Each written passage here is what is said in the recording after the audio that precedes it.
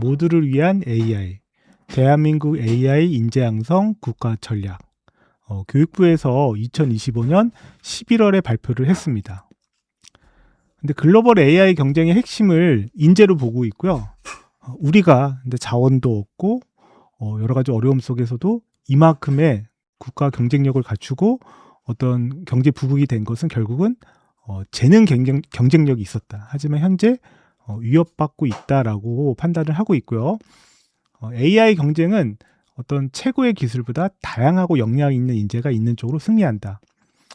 저희가 처음에 스마트폰이 나왔을 때 어떤 몇 가지 앱으로 시작했지만 무수히 많은 앱으로 그리고 기능으로 확장이 됐었잖아요. 아마도 AI 역시도 지금의 몇 가지 챗GPT라든가 제미나이 이런 독점적인 기업이 물론 경쟁력을 확보하겠지만 또 그런 기능을 활용하는 다양한 서비스를 제공을 하는 에이전트 AI 기업들이나 어떤 인재들도 많이 필요하다.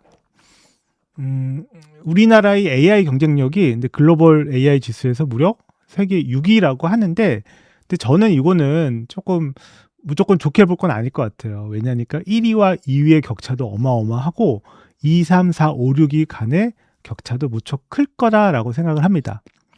그리고 이런 인재 부분 경쟁력을 한번 살펴봤더니 미국, 인디아, 차이나 그리고 한국 19.70이고 이런 글로벌 AI 지수 인재 항목에서 세계 13위 19.70점을 확보했다라고 합니다. 그래서 좀 세부 항목으로 살펴보면 과학자 11위, 전문가 13위, 개발자 16위를 차지하고 있습니다. 근데 산업 현장에서는 AI 인재가 부족을 하다라고 하고 근데 사회에서는 일자리부터 교육 모든 면에서 격차를 지금 우려를 하고 있어요. 그래서 AI 인재가 너무나 부족하다. 산업계 인재난이 심각하고 국내 AI 기업의 81.9%가 AI 인재가 인력이 부족하다라고 답을 하고 있습니다. 그리고 알고리즘 문제를 80%가 못 풀었다. 쓸만한 인재가 드물다라고 하소연을 하고 있어요. 근데 저는 한편으로는 우리나라에서 아직 AI를 충분히 연구하거나 교육하지 못한 상태에서 이건 당연한 결과라고 생각을 해요. 그래서 인재난에 앞서서 인재의 육성이 필요하다. 그다음 두 번째로 디지털 정보 격차를 염려를 하고 있습니다. 무려 76.9%. 정보 취약 계층의 디지털 수준은 일반 국민 대비 76.9%다. 그러니까 저희가 인터넷이 나오고 스마트폰, 그다음에 어플리케이션이 나오고 이제는 AI가 나오는데 AI는 흔한 말로 증폭기라고 해요. 어떤 사람의 역량이나 능력을 몇 배로 증폭을 해주는데 그거를 아예 못 쓰는 분과 잘 쓰는 분, 또 아주 잘 쓰는 분 간에는 엄청난 격차가 발생할 수밖에 없다. 그리고 이것도 중요해요. 소득. AI가 보통 유료잖아요. 근데 무료 기능은 한정 제한적이고 유료인데 가격에 따라 제공하는 서비스의 질이 다르다. 그래서 저는 되게 충격적이었던 게 이번 수능 시험을 이제 한국 국내 AI와 해외 AI를 활용해서 평가를 해봤더니 이런 비쌀수록 거의 수능 만점에 가까웠다라는 이런 연구 결과를 보고 AI가 경제적인 또 불평등에 기반해서 또 격차가 벌어지고 또 그 격차가 AI 격차로 벌어지는 악순환이 될 수도 있다라는 생각이 들었고요. 수도권과 지역 간 격차. AI 활용 기업의 81.8%가 수도권에 소재한다. 근데 첨단 산업이잖아요. 첨단 기업이고 인재라든가 여러 가지 인프라라든가 그런 게 때문에 수도권에 집중돼 있다. 그래서 아마도 이런 AI 이런 산업 현장에서도 지역 간 격차는 줄어들지 않고 수도권 집중이 심각해질 거다라고 보고 있습니다. 근데 하지만 AI 전환이 가장 높은 가능성도 역시 우리가 갖고 있다. 그러니까 우선은 되게 빠른 시일 내에 미국에서 이런 챗GPT가 처음 개발이 됐지만 실제 활용률은 한국이 가장 앞서가고 있다. 63.5%. 그리고 한국인들의 특징이 있어요. 빨리빨리 그리고 최대한의 본인의 경쟁력을 확보하고 싶어 하세요. 그래서 이런 또 받아들이는 것도 되게 빠르고 그래서 한국 같은 경우가 51.8%가 업무 내 활용을 하고 있다라고 합니다. 미국의 26.5%보다도 월등하다라고 하고요. 또 이것도 참 신기해요. 챗GPT의 유료 구독자 수가 세계에서 2위라고 합니다. 그다음에 인제 디지털 네이티브를 넘어서 이제는 AI 네이티브 세대가 등장을 했다. 알파 세대, 2010년 이후 출생한 세대고요. 베타 세대, 2025년 이후 출생한 이런 AI 기술이 접목된 태어날 때부터 그걸 활용하고 자연스럽게 체득한 그런 세대가 나타날 것이다. 그래서 근데 이런 세대의 여러 가지 이제 AI 수용성이나 인재 경쟁력을 높일 수 있는 좋은 계기다라고 보고 있습니다. 그래서 위기를 기회로 바꾸는 국가 전략이라고 해서 근데 모두를 위한 AI라고 하고 있어요. 근데 참 이제 저는 조금 조심스러운 게 모두를 위하다 보면 포커스가 안 된다. 국가 경쟁력을 좀 초점화해서 저는 좀 키울 필요가 있다라고 생각하는데 우선은 나라에서는 모든 국민의 AI 역량 함량을 지원하고 AI 대전환 시대를 선도하겠다라고 하고 있습니다. 그래서 첫 번째 목표로 보편적 AI 교육을 확대하겠다. 국민 누구나 연령과 상관없이 경제나 지역에 상관없이 AI를 쉽게 배우고 활용할 수 있도록 전 생애 주기에 걸친 AI 기본 교육을 강화하겠다. 저는 정말 필수적인 것 같아요. 실제로 의료 사각지대에서 AI를 활용해서 심각한 질병을 진단하거나 어떤 의학적 조치를 통해서 되게 큰 도움을 받았다라는 걸 제가 기사에서 봤거든요. 그래서 그런 것들.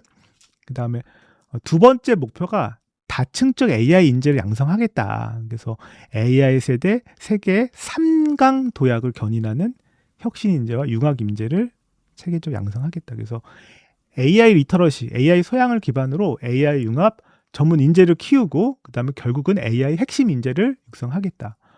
전 정말 깜짝 놀랐어요. 이런 메타라든가 챗 GPT라든가 이런 AI 선도 기업에서 핵심 인재로 스카우트할 때 10억, 20억 단위가 아니에요. 100억 단위도 아닙니다. 1000억 단위의 연봉을 주고 스카웃을 한다라고 해요. 그래서 AI의 그 핵심 인재의 중요성은 정말 국가 경쟁력을 좌우하거나 할 정도 정말 크다라고 저도 생각을 하고 있습니다. 그래서 나라에서는 4대 핵심 전략을 초등부터 평생까지 이어지는 AI 인재 성장 파이프라인을 이제 목표로 하고 있어요. 그래서 크게 4가지 축인데요.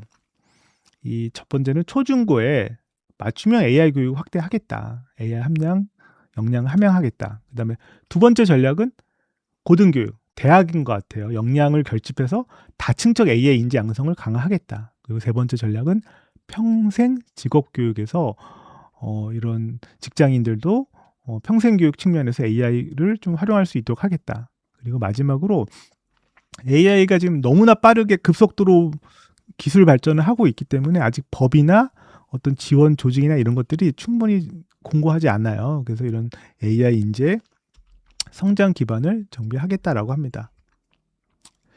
첫 번째 전략으로 모든 아이의 AI 네이티브로 성장하는 초중고 교육. 근데 저희가 하나 좀 고민되는 게 근데 이런 스웨덴이라든가 여러 또 선진국들이 디지털을 제한을 하고 있어요. 그래서 너무 어린 나이에 어떤 디지털이나 SNS에 접속하는 것이 아이의 이 전인적 성장에 좀 악영향이 있다라고도 보고 있거든요. 그래서 이거는 좀 신중하게 이게 오해의 소지가 없도록 아이가 어린 시절에는 충분히 그런 체험이라든가 이런 발달 특성상 그런 도구를 쓴다거나 친구랑 직접적인 관계를 맺는다던가 그런 기초 기본 교육은 충분히 받아야 된다라고 생각을 해요. 그래서 우선은 교육부에서 밝힌 정책을 좀 보면 AI 기본 교육을 확대하겠다. 정보 교과 내에 AI 교육 시술을 13시간에서 21시간을 확대하겠다. 근데 요거는 그냥 딱 눈에 들어오는 거긴 한데 실제는 그 한 몇 시간 차이에 뭐 큰 결정적인 영향을 끼치기는 어렵다. 저는 근본적으로는 AI를 잘 활용하는 선생님이 다양한 교육 과정에서 학생들이 AI를 쓸 수 있도록 이렇게 안내를 해야 된다. 특정 시간에 쓰는 것만은 좀 부족하다라고 생각을 하고 그다음에 AI 중점 학교를 확대를 한대요. 뭐 730개에서 2000개교.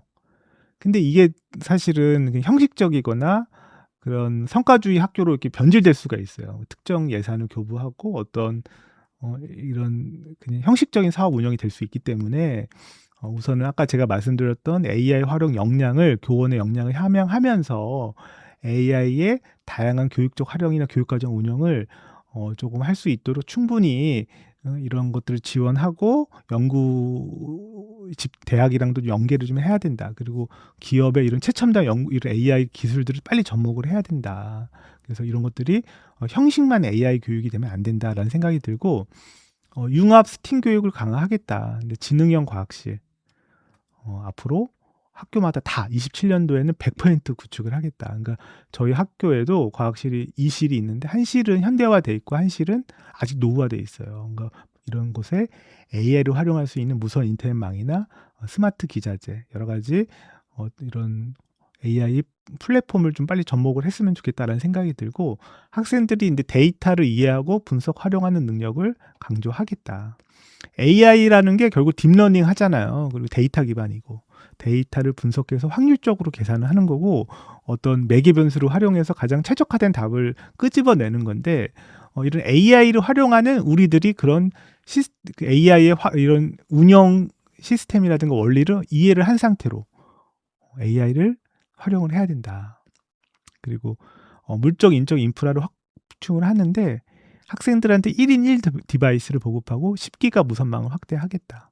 근데 제가 학교에 있다 보면 아이들이 이제 노트북이라든가 이런 태블릿을 갖고 있는데 관리가 좀 쉽지가 않아요. 그래서 그런 관리 인력도 좀 지원해 줬으면 좋겠고, 그다음에 무선 인터넷망도 정말 중요하다. 그리고 아까 제가 말했던 관리 인력으로 디지털 튜터를 배치하겠다.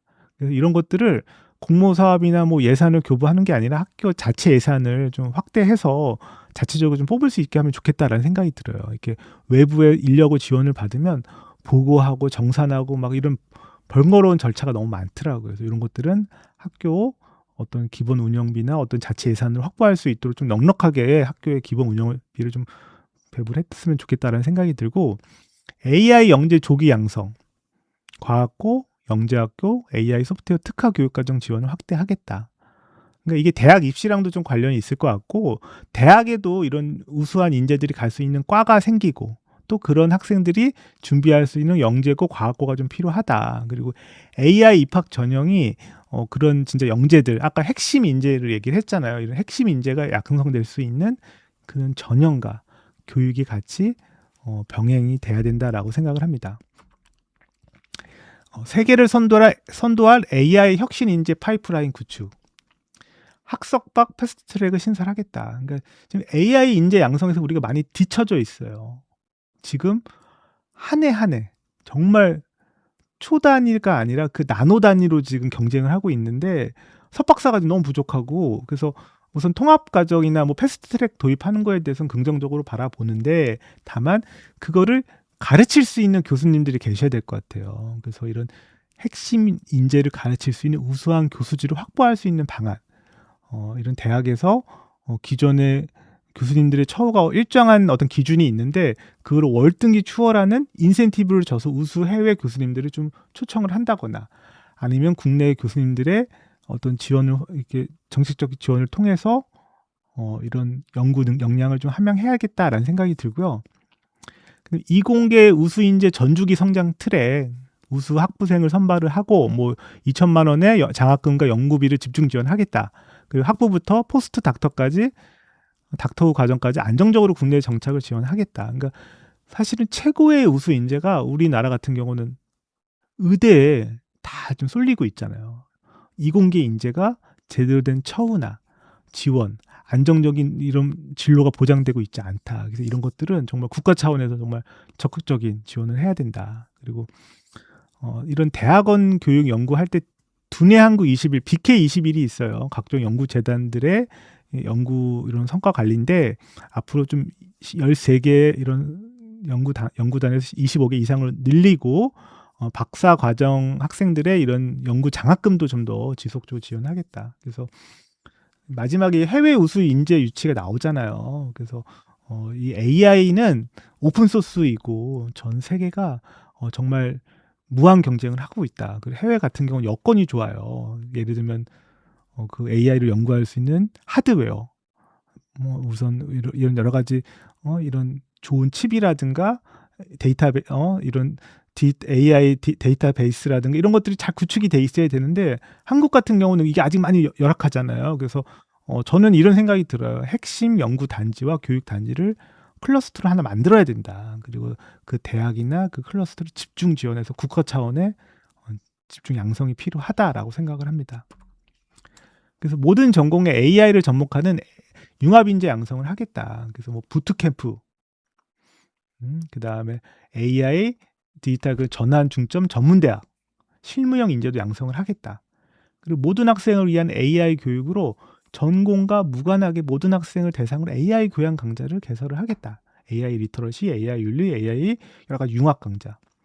그러니까 제가 AI가 등장하면서 어떤 교수님이 이런 얘기를 하더라고요. 대학에 전공이 이제 무의미해진다. 이 AI의 무궁무진한 활용성이나 이 발전 속도를 따라가기 위해서는 대학 교육 과정의 유연화가 필요하다라는 얘기를 하면서 저는 한편으로는 그러면서 이 고교 학점제는 이게 뭐지? 고등학교 때 이미 진로를 선택하라고 강요를 하고 또 대학에서는 또 이렇게 열어놓는다는 게 좀 앞뒤가 안 맞는다는 생각이 들어서 고교 학점제에서도 이 학점 관리라든가 이런 것들이 너무 이 입시랑 제한을 받지 않도록 아이들이 호기심 가는 다양한 학문을 공부하고 그것들이 불이익이 없도록 해야 된다. 많은 학생 수가 있는 강좌가 성적에 유리하게 이렇게 좀 설계되어 있다라고 하면 아이들이 이제 쏠림 현상이 돼서 고교 학점제가 무력화될 수 있다라고 생각을 하고 지역에 AI 거점 대학 육성이 필요하다. 그래서 아까 제가 말씀드렸던 대학 기업 연구소를 협력하는 그 체계를 구축을 하는데 이 중심축이 필요해요. 그래서 지자체라든가 뭐 교육부라든가 나라 정부에서 정말 요거에 대해서는 집중 관리와 또 자율성을 허용을 해야 된다. 근데 예산을 나라에서 지원을 할 때 너무 그 행정적인 입장에서 작은 것까지 뭐 예를 들면 우리가 영수증 처리를 해야 된다 뭐 이런 얘기가 있잖아요. 몇천 원짜리까지. 그래서 외국의 연구는 결과 중심이에요. 뛰어난 성과를 내면 그 과정은 그거는 믿고 맡기는 거잖아요. 근데 그런 것들을 과정까지 작은 것까지 챙기다 보니 실제 본연의 연구가 힘들어지는 그런 영향이 있지 않나라는 생각이 들고요. 인문사회 기반을 강화해야 된다. 그래서 인문사회 중심의 융합 인재를 양성하겠다. 그래서 예산을 좀 증액하겠다라고 합니다. 세 번째 전략으로 산업 현장과 모든 국민을 위한 평생 직업 교육을 혁신하겠다. 기업 맞춤형 인재를 양성을 하고 여러 가지 이제 대학과 기업이 계약을 통해서 정원도 확대하고 뭐 기업 주도의 사내 대학원. 얼마 전에 LG에서 LG 기업 안에 대학원을 개설을 했더라고요. 근데 그런 게 상당히 신선했고 아마 학문적으로 좀 더 자유롭고 실용적이고 현장에 바로 쓸 수 있는 그런 연구가 되지 않을까라는 기대가 됩니다. 그래서 특히나 산업학위제라고 해서 본인이 실제 내가 산업체에서 근무하면서 이게 어떤 개선을 한 것들을 학위까지 받을 수 있다. 연구도 할 수 있다. 너무 괜찮을 것 같고 근데 이게 그와 더불어 이런 지원이라든가 이런 학위 취득에 관련된 좀 자율성 그리고 질 관리가 좀 필요할 거다라는 생각이 들고요. 근데 재직자 역량 관리로 이런 AI 디지털 집중 과정을 확대하겠다. 그러니까 아마 직장인들이 주말이나 저녁에 온오프라인으로 캠프나 온라인 수업을 받을 수 있도록 하겠다. 그리고 K무크 방송통신대 온라인 교육. 저도 지금 사실 유튜브로 이렇게 다양한 정보를 공유도 하고 근데 생각을 얘기하는데 근데 K무크도 물론 들어가 봤어요. 근데 우선 좀 접속이 좀 편해야겠다. 그리고 근데 튜터가 있다라고는 하지만 우선은 경쟁하고 있는 다른 플랫폼들 뭐 여러 가지 동영상 플랫폼하고 비교했을 때 접속이 자유롭고 어떤 다이런 교육 과정을 좀 더 내가 자율성을 갖고 학습 이력 관리라든가 그리고 그런 K무크에서 만약 이수한 학점들이 어디에 활용되면 좋겠다. 그렇지 않고서는 사실 유튜브에 밀릴 수밖에 없다고 저는 생각을 해요. 그리고 경제적 부담을 완화하기 위해서 디지털 평생교육 이용권 30세 이상의 성인 대상 이거는 사실은 경제적인 예산적인 걸 좀 고려해야 될 것 같고 좀 경제적으로 어렵거나 사각지대에 있거나 저소득층 대상을 하는 게 어떨까. 그러니까 네 번째 전략으로 지속 가능한 성장을 위한 국가 AI 인재 양성 기반을 공고히 하겠다. 그래서 법적인 기반이 상당히 중요하죠. 그래서 특별법도 만들고 어떤 단계적으로 어떤 성장 경로를 제도화하겠다. 그리고 국가 컨트롤 타워를 구축을 하겠다. 저는 예전에 김대중 대통령이 초고속 인터넷망을 과감한 투자로 전국에 이렇게 인터넷망을 설치를 하고 지금도 자부심이 있잖아요. 우리나라가 인터넷이 빠르다. 마찬가지로 AI 역시도 국가 차원의 컨트롤 타워.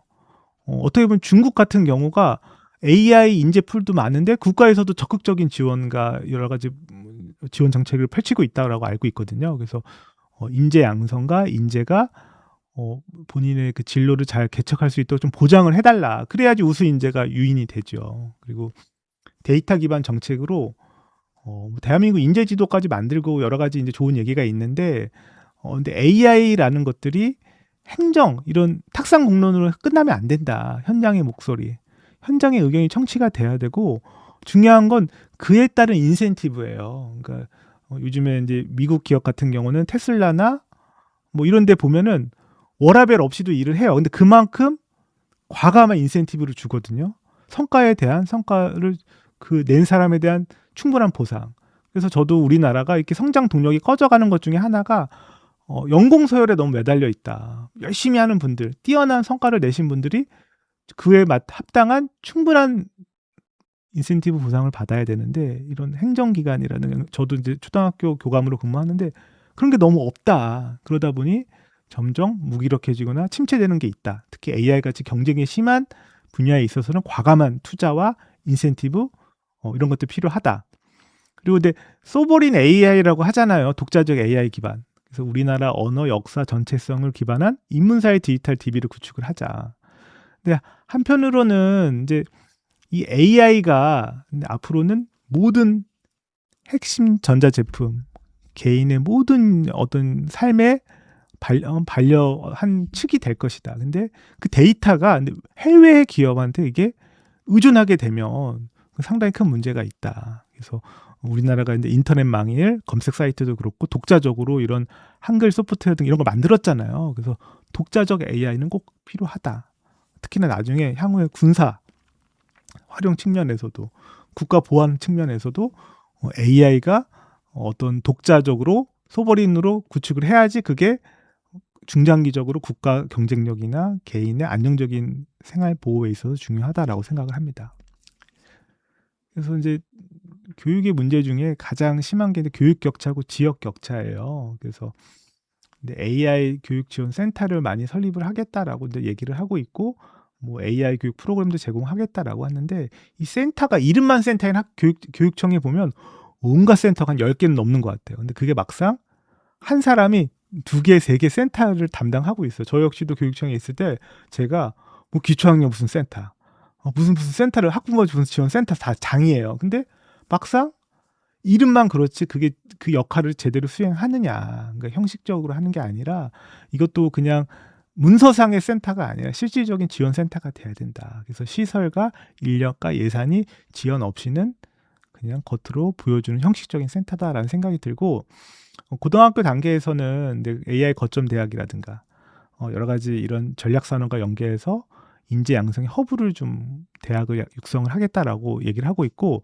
산업 협력으로 이런 BK21과 이런 중소연합형 교육연구단 그리고 지역 거점 연구소도 지원을 하겠다라고 합니다. 그래서 AI야말로 산학 협력이 중요해요. 왜냐하면 너무 기술 발전이 빠르고 연구하면서 동시에 활용하면서 우리 디자인 싱킹이라고 하잖아요. 바로 시행착오를 반영해서 새로운 결과물을 만들어서 현장에 보급하는 정말 기존에 없던 새로운 형태의 산업 형태일 것이다라고 저는 생각을 합니다. 그래서 28년도를 목표로 AI 인재 양성 로드맵을 만들었습니다. 그래서 우선은 25년도에는 중점학교, 여러 가지 재직자를 대상으로 하는 교육과정, 26년도에는 거점 대학, 우수인재 성장 트랙, 그리고 어떤 지원 센터들을 만들고 27년도에 확산을 하겠다. 모든 초중고에 지능형 과학실 구축하고 BK21 여러 가지 연구단을 확대하겠다. 확산일 때 이게 제일 중요한 게 좀 빠져있다고 생각. 교육과정과 수업 안에 AI가 접목이 돼야 되고, 우리가 2022 개정교육과정 만들 때 현재 지금 학교에 보급되고 있는 교육과정 안에는 AI 기반이 아니에요. 그렇기 때문에 교육과정 개정이 필요하고 거기에 AI 기반으로 들어가야 된다. 그리고 평가도 AI가 들어가면 기존의 단다시 평가가 아니라 고차원적인 AI를 활용하거나 AI가 할 수 없는 어떤 평가 결과가 필요하다. 평가의 방식이 필요하다라고 생각을 합니다. 그리고 28년도에 여러 가지 이제 중점 학교라든가 뭐 센터라든가 뭐 직업계고의 교과목 채택 비율을 높여서 완성하겠다 하는데 저는 28년도 완성한다면 좀 무리다. 본격적으로 달려야 되는 게 28년이 아닐까라고 저는 생각을 합니다. 그래서 모두가 AI 혜택을 누린다. 그리고 우리나라가 AI 3대 강국으로 도약을 하자라고 하고 국민과 산업과 국가의 이런 중장기 이런 목표를 지금 제시를 하고 있어요. AI 보편 교육으로 삶의 질을 향상하고 어떤 산업 인재도 AI를 활용한 다층적 융합적 인재를 양성하고 국민한테도 어떤 AI 기술 자립이라든가 글로벌 리더십을 확보하겠다라고 주장을 하고 있습니다. 그래서 근데 사실은 근데 이번에 대통령 업무 보고에서 교육부에서 AI 중심으로 업무 보고를 했는데 어떻게 좀 어떤 이런 사회의 급격한 변화만큼이나 뭔가 적극적인 AI 활용 교육이나 AI를 교육에 접목하는 게 저는 좀 부족하게 느꼈어요. 정말 우리 일상생활의 변화와 학교 교육의 변화가 너무 격차가 있고 너무 늦다. 그래서 정말 저번에 AI 디지털 교과서로 그렇게 막 국가 차원의 막 역량과 예산과 뭐 이런 힘을 쏟았는데 막상 그거는 흐지부지 되고 정작 중요한 AI의 인재 본격적인 교육과정 전복이라든가 이런 것들이 시작이 돼야 되는 그게 지금 현장에서는 아직 호응이나 체감하기가 어렵다라는 생각이 듭니다. 그래서 AI가 저는 참 걱정이에요. 앞으로 일자리 변화를 크게 일으킬 것이고 개인의 역량도 크게 변화시킬 것이고 아마 온 국민의 삶의 방식을 변화시킬 텐데 교육부 차원에서 이런 학생들과 이런 평생교육 측면에서 일반 시민들한테 뭔가 AI로 삶의 질도 향상이 되고 그런 AI가 생기는 그런 격차도 해소하고 AI 때문에 생기는 이런 부작용도 최소화할 수 있는 방안을 근데 교육부가 예전에 교육부총리였잖아요. 그래서 그런 여러 사회 관계 기관들과 협의를 하면서 어떤 정책을 주도했는데 AI는 근데 교육부만의 노력은 안 된다. 국무총리나 대통령 직속으로 국가교육위원회까지 함께 뭔가 여러 부처가 함께 이 AI 생존 전략을 만들어가야 된다. 정말 AI는 국가의 생존 전략이다. 그리고 개인에게도 생존 전략이다. 제 생각이에요. AI를 잘 쓰시는 분은 뭐 소득부터 행복부터 나중에 제 생각이지만 수명까지 잘 달라질 것 같아요. AI를 잘 쓴다라고 하면 정말 일상의 모든 면이 바뀔 수 있다. 그래서 저도 지금 이거 AI로 만들어 봤거든요. 그래서 AI에 대한 두려움을 해소하고 한번 도전을 해보고 AI의 이런 활용 방식은 무조건적인 러닝 바이 두잉이에요.